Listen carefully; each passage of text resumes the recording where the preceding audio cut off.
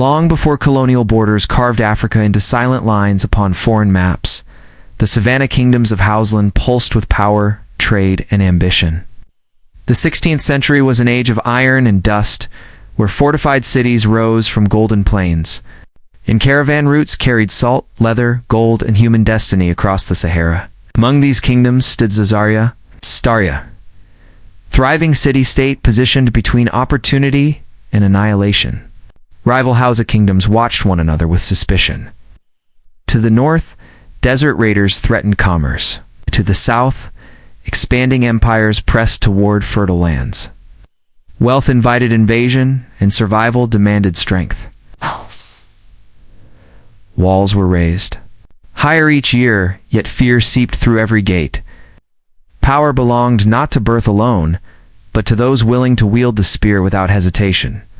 In this restless world ruled by kings and warriors, leadership was measured in conquest, and weakness meant extinction. Few imagined that the future defender and conqueror of Zazzau would not be a king, but a woman destined to redefine warfare itself. Born into royal blood during the reign of King Bakwatoranku, Amina entered a palace shaped by politics rather than comfort. Court life offered luxury, yet danger lingered behind ceremonial smiles. From childhood, she observed negotiations that decided life and death for entire communities. While others expected refinement, Amina gravitated toward soldiers drilling beyond palace walls. She studied cavalry formations instead of court etiquette. Weapons fascinated her more than jewels. Under the guidance of military commanders, she learned horseback combat, endurance marches, and battlefield discipline.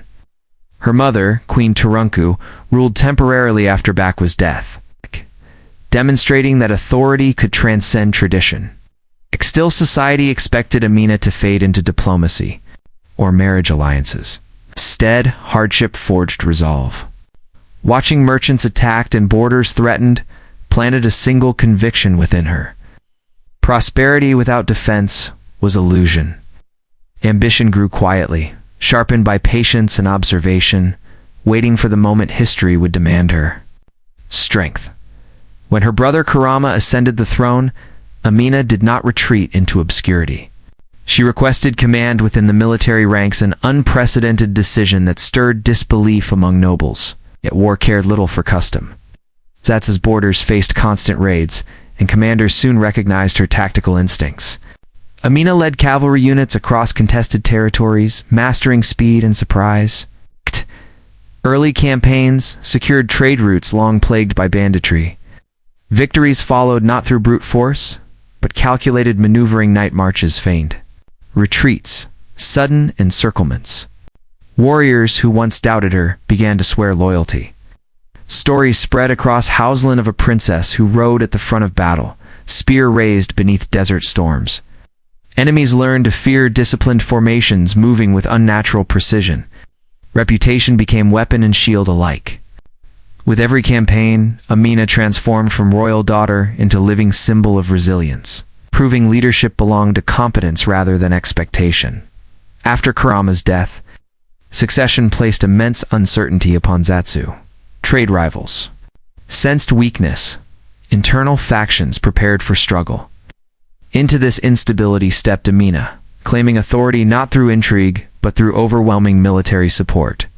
Her coronation marked a rupture with tradition. Immediately, expansion replaced defense as state policy. Amina reorganized the army into permanent fighting forces, introducing fortified supply systems that allowed campaigns far beyond traditional borders.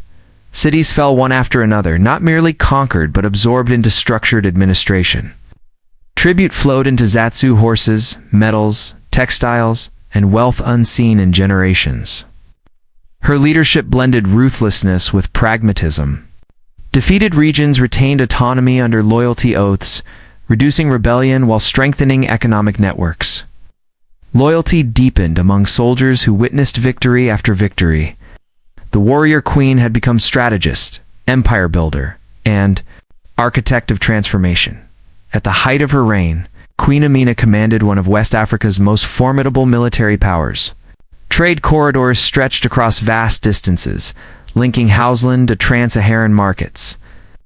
Prosperity reshaped cities under her control. Defensive architecture evolved through the construction of massive earthen walls, later remembered as Amina's Walls, encircling settlements to secure conquest permanently.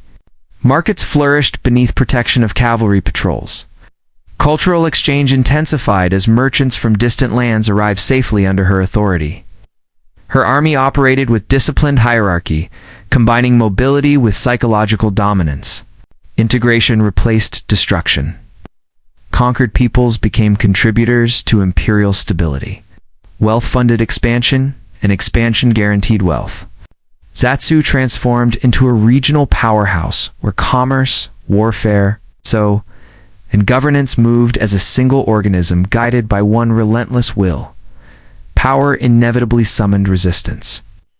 Coalitions formed among rival states unwilling to submit further. Territory campaigns grew longer.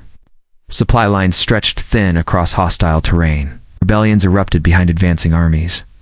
The queen faced enemies who adapted to her methods, forcing brutal confrontations marked by heavy losses. Betrayals surfaced among subordinate rulers seeking independence. Warfare shifted from swift conquest to grinding endurance. Age and responsibility weighed heavily, yet Amina continued to lead from horseback, refusing symbolic command.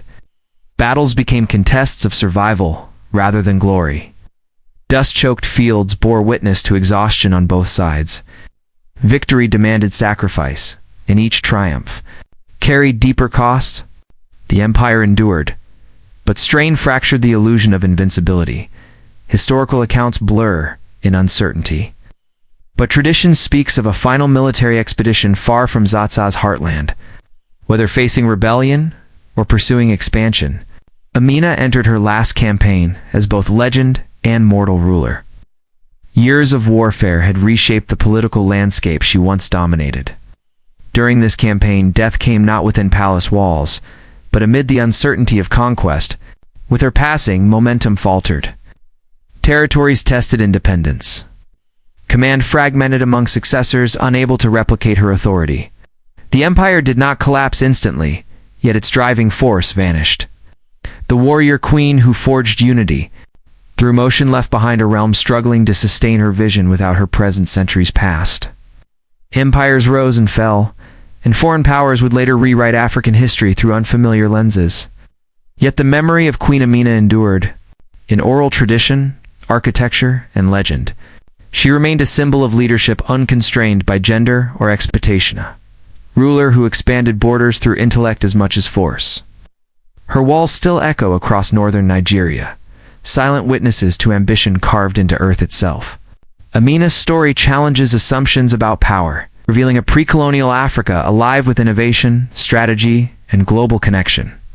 She stands not merely as warrior or queen, but as embodiment of determination against limitation. In the vast sweep of history, where countless rulers fade into obscurity, her name survives carried by wind across the savannah. Reminder that destiny sometimes rides into battle wearing armor no one expected.